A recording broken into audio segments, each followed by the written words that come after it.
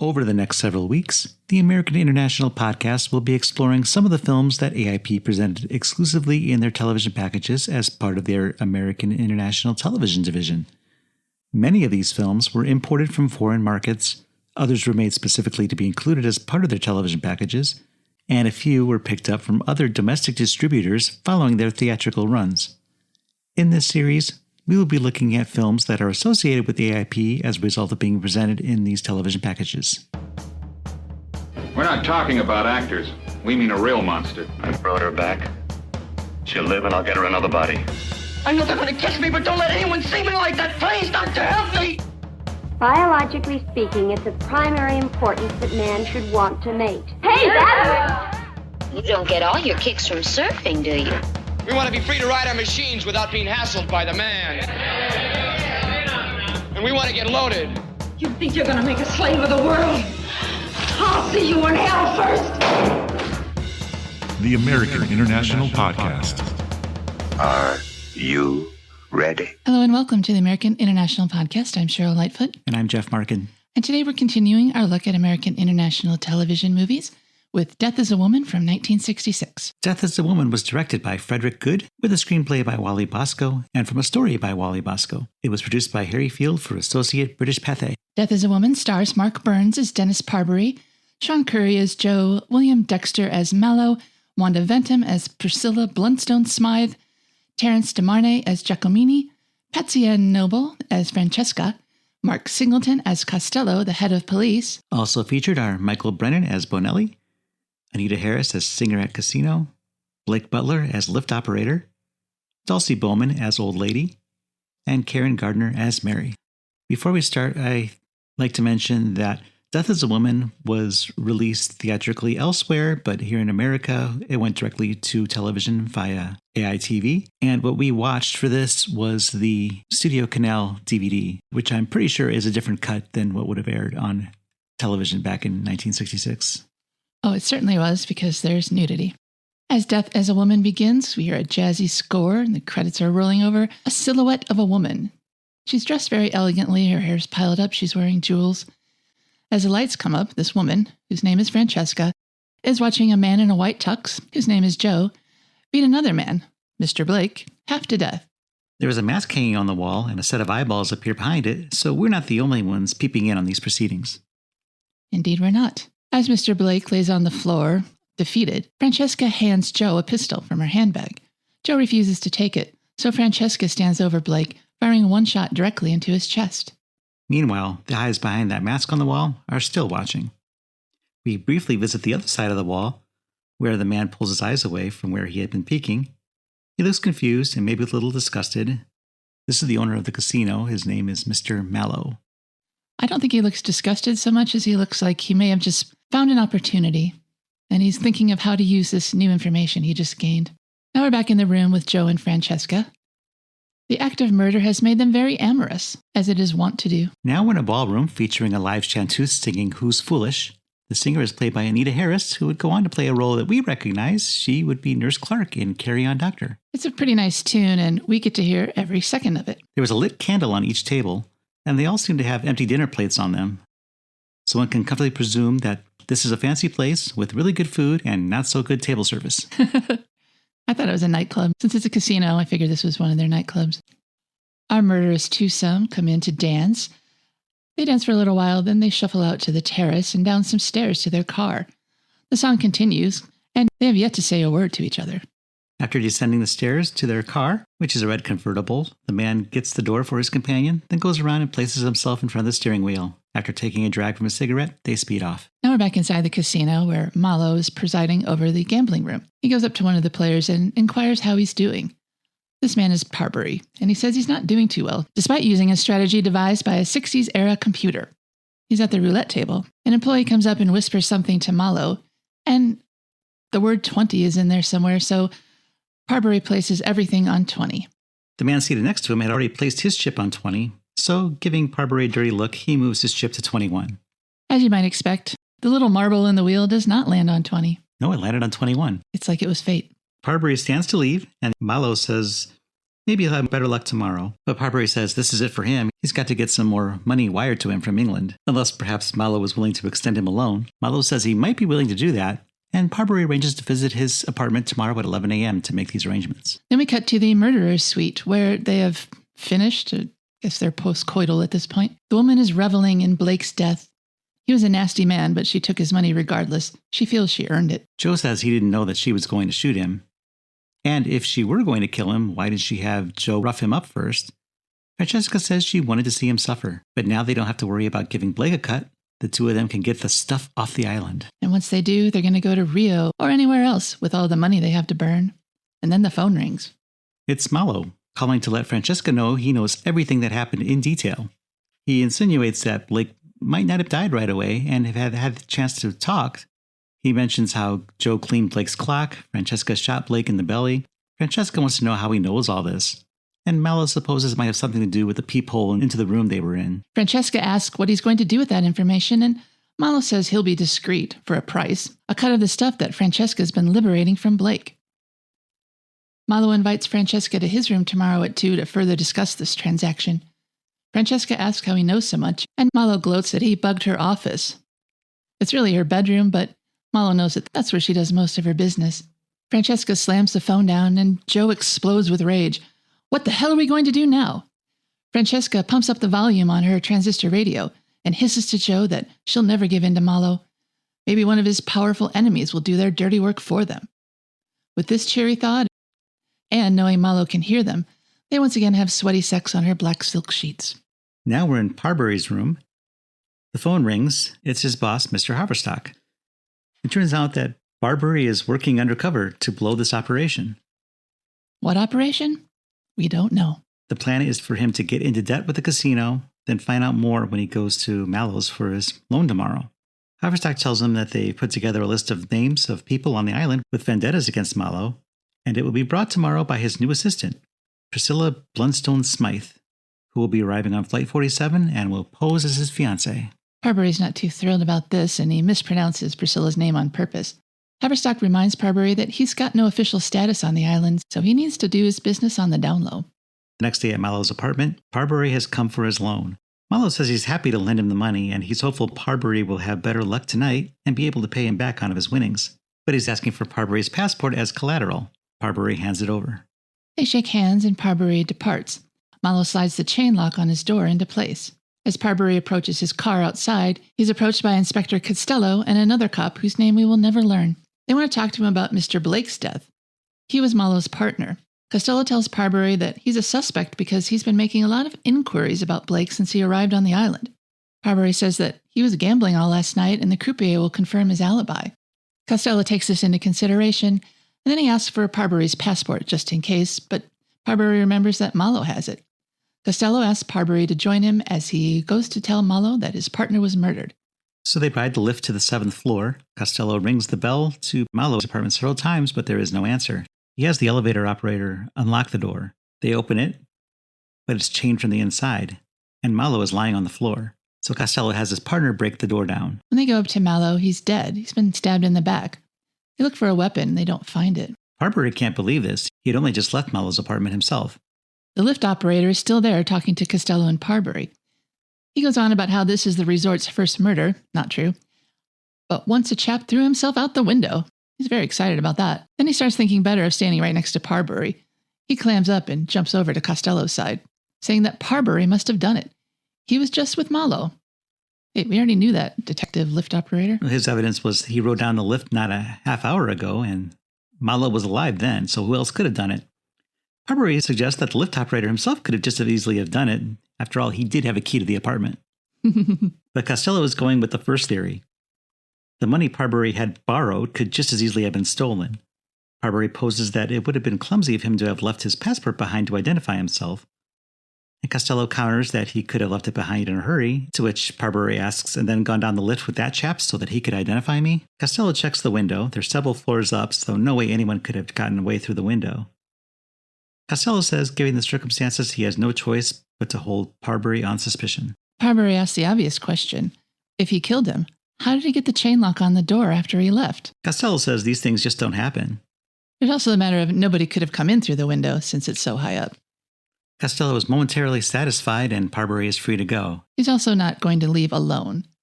Costello sends his partner to follow him. However, Parbury knows that he's being tailed and stops the cop and asks for a light for his cigarette. Now Parbury is at the airport to pick up his new fiancée. Priscilla Blunstone-Smythe finds him, and he lets her know that he's being trailed by a policeman, so she better act like his fiancée and make it look good. She kisses him and asks why he's being trailed. He says he'll tell her after her swim. He's sure she's hot after her long journey, and he can't wait to see her in a bikini. What a prince. So we see them post-swim sitting by the pool, and they're going over the details of the whodunit. Parbury wants to work out how Malo was killed in order to find out who killed him. Priscilla gives Parbury that list that Haverstock mentioned.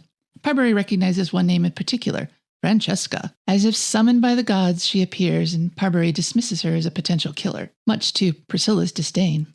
And Parbury accuses Priscilla of being jealous, and that flusters her a bit.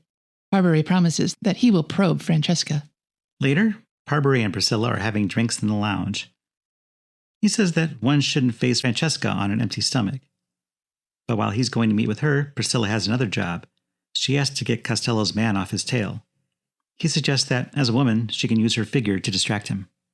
And indeed she does. The man's sitting just outside on that terrace. Priscilla clumsily drops something out of her purse, bends over. The cop takes a good look at her cleavage through the top of her dress, and Parbury just walks down the stairs behind her, unnoticed. He goes down to his car and speeds off in his convertible. The noise does get the cop's attention, though, and he goes after him. Parbury arrives at Francesca's flat, number 69. Nice. He rings the bell and she lets him in. She has him take a seat and she pours a couple of drinks. He asks her about the murder of Mr. Blake. She only gives cagey answers about him and tries to hit on him. He confesses that he's in a spot of trouble. The police suspect him of killing Malo. She giggles and says the police are foolish. Parbury wants to know if she knows anyone who might wish to harm Malo, but she does not. And then she says that she's also under suspicion. Parbury asks if it has to do with Jacomini and Bonelli, who are two of the mysterious characters on the island and probably on his list as well. Francesca says the cops suspect her because Malo's window is within eyeline of her apartment. She could have shot him from there, but he wasn't shot. Only a bird could have flown in, stabbed him, and flown away. Next, Parbury asks Francesca about Joe. To avoid this line of questioning, Francesca loosens her nightdress and exposes her shoulders sitting on the bed. Parbury starts to remove his jacket, then stops and puts it back on. He says he doesn't want to spoil her. After all, he is the world's greatest lover and she'd never be satisfied with any other man ever again. As he's leaving, she throws a vase at him, which breaks against the wall. Parbury turns to her, pulls her a kiss, and then exits. It's worth noting here that her aim is pretty terrible. So think about that for a while. Now we see Joe. He's shaving in his much less sumptuous hotel room. Francesca barges in and tries to tell Joe something, but he's busy getting ready to go out. Joe asks Francesca if she's spoken to Malo yet, and Francesca says she'll talk to Malo on her own time. That's suspicious because she knows Malo was dead. He gets a phone call and he doesn't really give away much when he's talking to the other person. Then he hangs up. Francesca tells Joe about Parbury's visit and that he also mentioned Bonelli and Jacomini. Also, he knows about the stuff. She doesn't know much more, but she thinks that he's going to be trouble for them. She wants Joe to clear out of his hotel room now so that Parbury never finds him. Joe says not now, sometime later, and he hustles Francesca out of the room. Francesca leaves but stops to listen at the door, and Joe receives another phone call. It's Mary, and Joe says he misses her too, and that he'll meet her at Romeo's. And now we get to go to Romeo's too. It's a white people dance club. It's in the basement, so Joe walks down into the club. He walks up to a woman sitting at a table with someone who looks like Popeye the Sailor Man, as played by Robin Williams. He gives her a big kiss, and the Sailor Man objects to this. But Joe just walks over to his table and sits down. And then an entirely different man comes up to the table and asks the woman to dance, further angering the sailor. This makes Joe crack up. Then Mary comes down the steps and sees Joe waving to her from across the room, and she joins him. Then Jacomini enters as well. He's an older man. He's wearing a trench coat like a bathrobe and shorts underneath. Very casually dressed. Yeah, he has an Irish accent and a homeless sense of fashion. He goes over to Joe's table to ask for a loan for a spot of wine. Mary is sympathetic, but Joe tells him to go away. Jacomini insists that he would pay them back, and Joe knows as well as he that he shall be rich one day, just as soon as Francesca, but Joe cuts him off and sends him away. Mary asks who Francesca is. Joe claims that she's Jacomini's old aunt, and when she dies, Jacomini's going to get some money. Mary asks about the deaths at the casino. Joe says only Mr. Blake died. Joe claims that he's going to be rich soon, but declines to elaborate on how. So they go dance. Meanwhile, Jacomini has headed to the bar to try his luck with Romeo. He asks Romeo for some wine, and Romeo pours Jacomini a glass of water instead. Jacomini dejectedly takes it, turns his back and puts something in the glass and hands it back to Romeo, and Romeo then rewards him with a full bottle of wine. Meanwhile, the sailor tries to cut in on Joe and Mary. As Joe and Mary are dancing, the sailor tries to cut in and dance away with Mary. Joe objects, and when he does, he gets clocked by the sailor, and the two start to brawl. This is the most interesting film brawl I have ever seen. There are no sound effects. You don't hear this meat slapping sound like you normally do in a fist fight. And it's so bizarre. Every time they hit each other and it's silence, and it's just so bizarre to watch.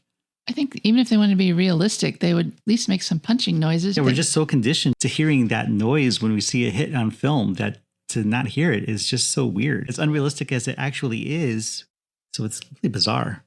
As the fight intensifies, the sailor breaks a bottle, which we can hear, and he starts to go at Joe with the jagged edge bared. Then Romeo, the bartender, clocks the sailor with a bottle of wine, and Joe and Mary leave.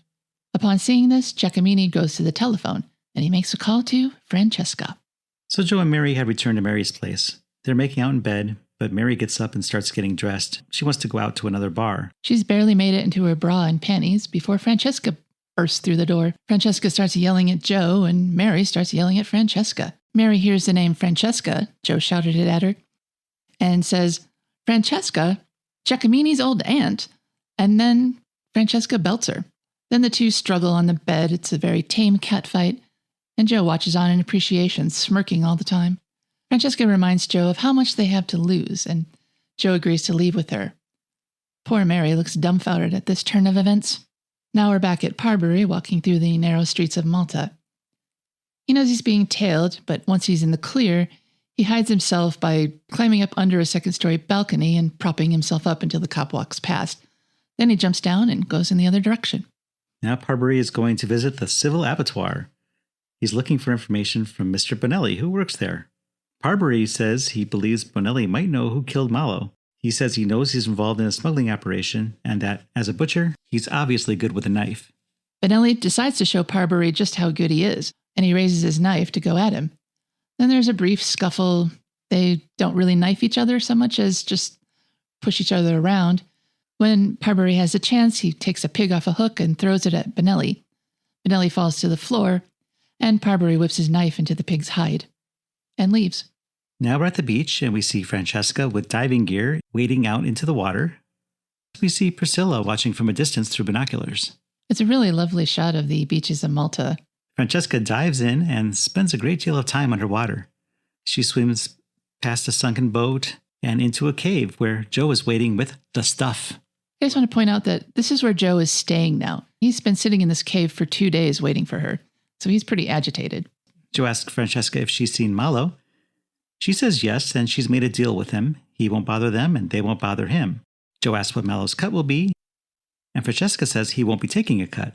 Joe accepts this unquestioningly, and then carps at Francesca for keeping him prisoner in the cave.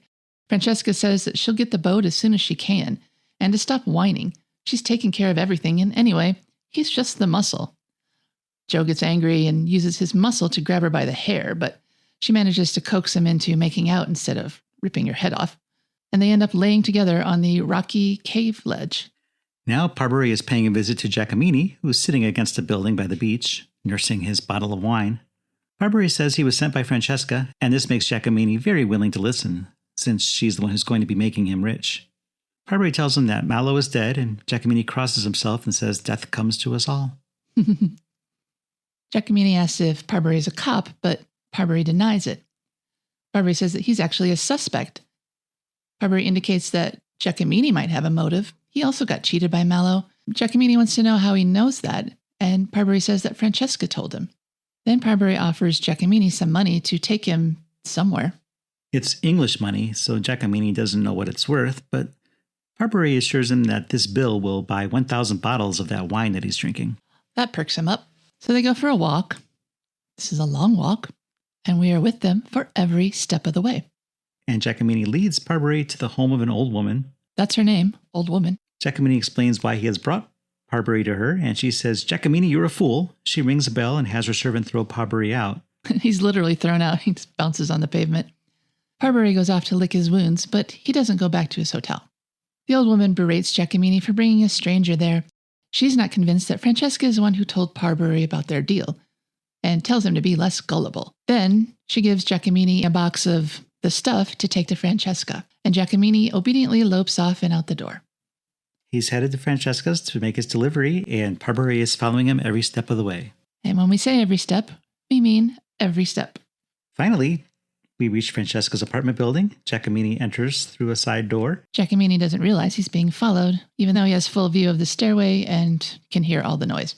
He lets himself into room 69, and he gives the stuff to Fran, and he leaves immediately afterwards.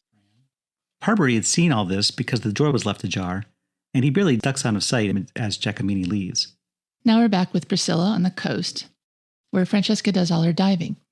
Priscilla must have been staking out this bit of coast for a while because her face is baked. She looks like a hot dog. She suspects Francesca is behind everything, but Parbury thinks that she's merely involved somehow.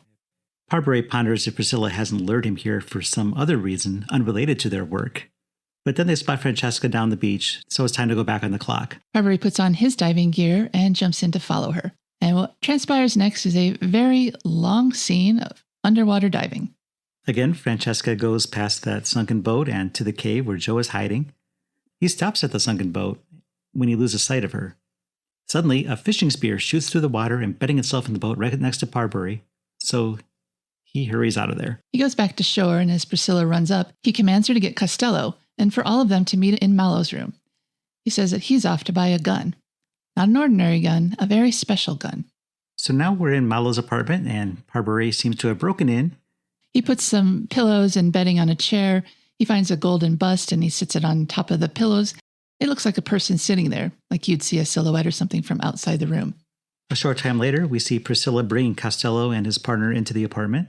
As they enter, a spear is shot into the bust that Parbury had set up. The spear is tied to a string and is being pulled back out through the window. Costello steps on it and looks out the window to see Parbury across the way, waving at him. The police, Costello, Priscilla, and the other cop, march over to Francesca's apartment, where the mystery is solved. Francesca shot Malo through the window using her spear gun, and then used a string to retract the spear. Costello says she won't be able to try to get away until morning, since the only way off the island is by boat, and it's too risky to try to fight the current at night. So with nothing more to do tonight, we cut to tomorrow. And there's more scuba diving. Yeah, the next morning, Francesca is once again doing her dive. This time she's bringing the last of the stuff to Joe's cave. And she's coming from a boat instead of the beach. Joe's excited to see her. He puts on his gear and they each take one brick of the stuff, just one, and put it on a little string around their wrists. Then we see the long trip back to the boat. Joe is as white as a flounder compared to Francesca. They get to the getaway boat, throw their stash on the deck, and head down for a second trip. This is hilarious because these are tiny bricks. They wrap around the wrist and they float. Then there's only 4 of them. But they go back for the last 2. So they go back to the cave and then head back to the boat. But this time, Francesca double-crosses Joe and stabs him twice. And it takes his stuff, so she could have carried 2 the whole time. She also pulls the tube out of his mask and Joe sinks bloodlessly to the bottom of the sea. She gets back to the boat, climbs up on the deck, and gathers her 4 packs of stuff. When she sees a speedboat racing toward her, she grabs her 4 bundles and starts to flee, but it is too late. Costello has boarded her boat and has caught her red-handed with her stash. Enough heroin to start a war. He says after sniffing it, I doubt that those 5 bricks of heroin would buy even Malta, let alone the world. From the speedboat, Parbury, talking to Priscilla, compliments Francesca as she's being hauled off. He says, you must admit she's quite a dish. But Priscilla snaps that some foreign dishes are too hot. You should stick with English food.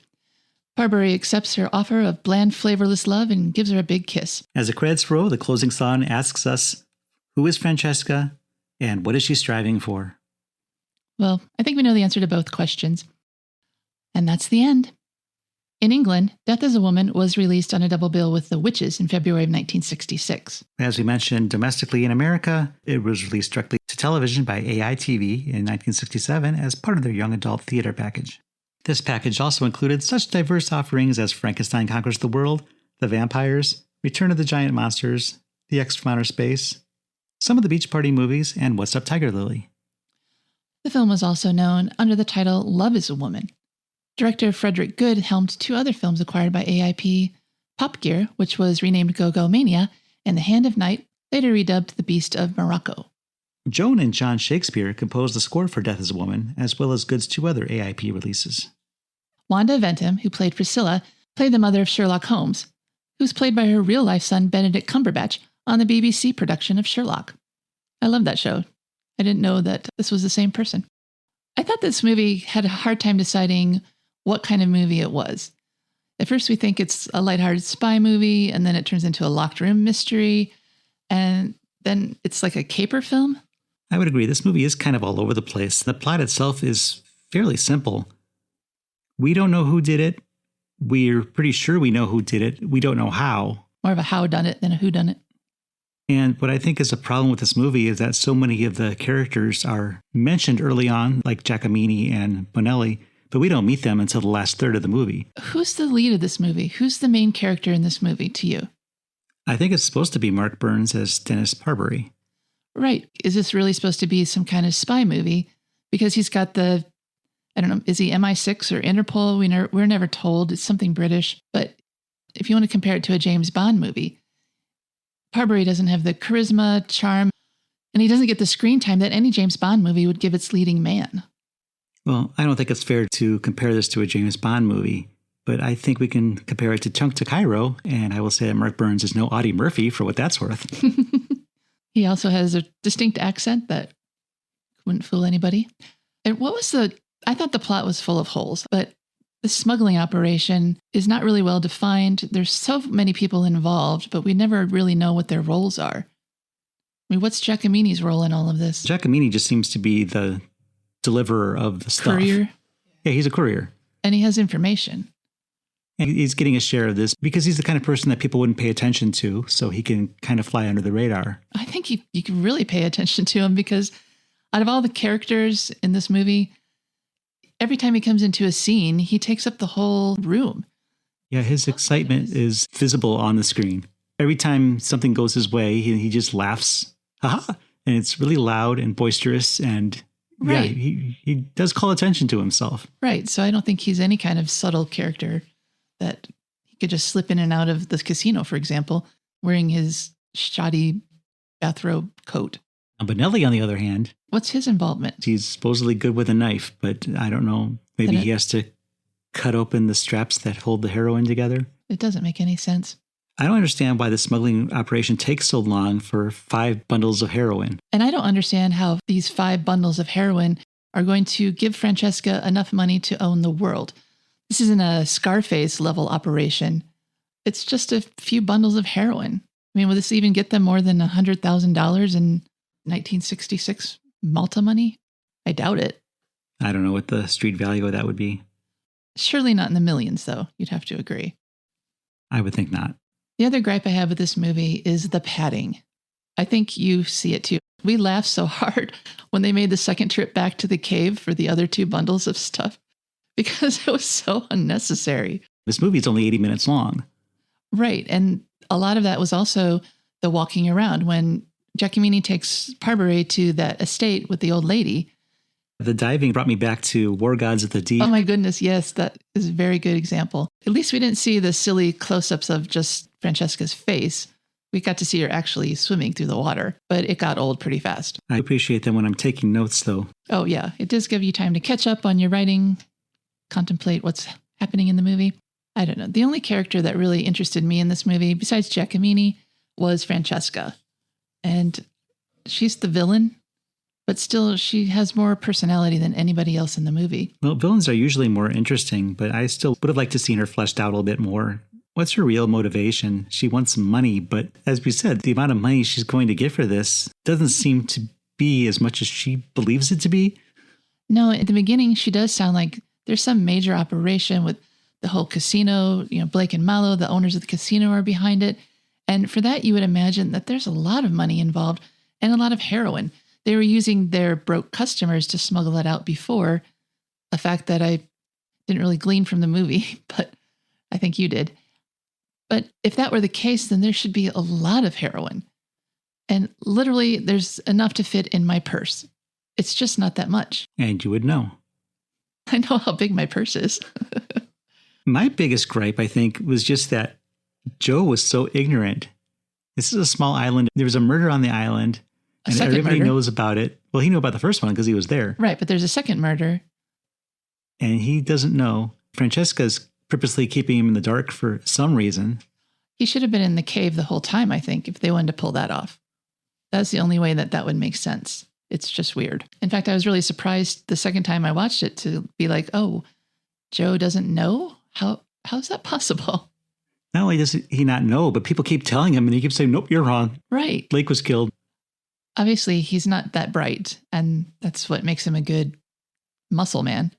So using our AIP scale, where A is awesome, I is intermediate, and P is pathetic, where do you rate Death is a Woman, Jeff? I think this movie's fine. It's an interesting story. It's not very well told, but it's told well enough. There are some interesting characters here. The locations are nice. This is another one that I could see playing better on television than it might have theatrically. Except they'd remove the nudity. But I think there is also a good reason that this wasn't picked up theatrically in the U.S. because it's just not up to par where some movies should be. Of course, we've seen some Ps that have been theatrically released, so who's to say? But I'm going to give this one an I. It wasn't bad, but definitely not great.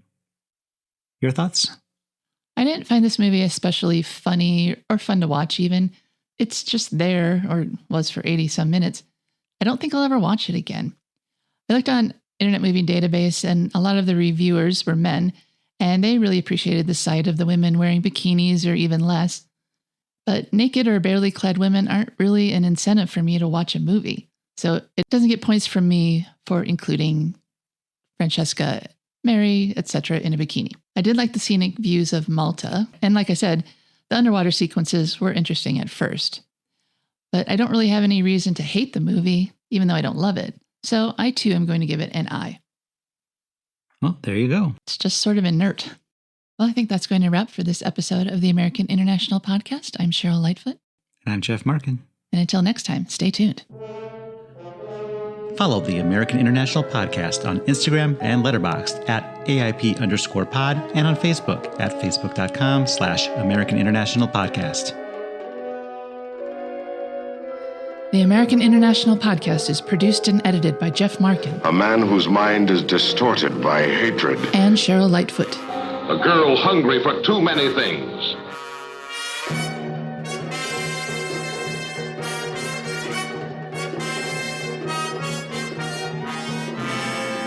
The American International Podcast is part of the Pop Culture Entertainment Network.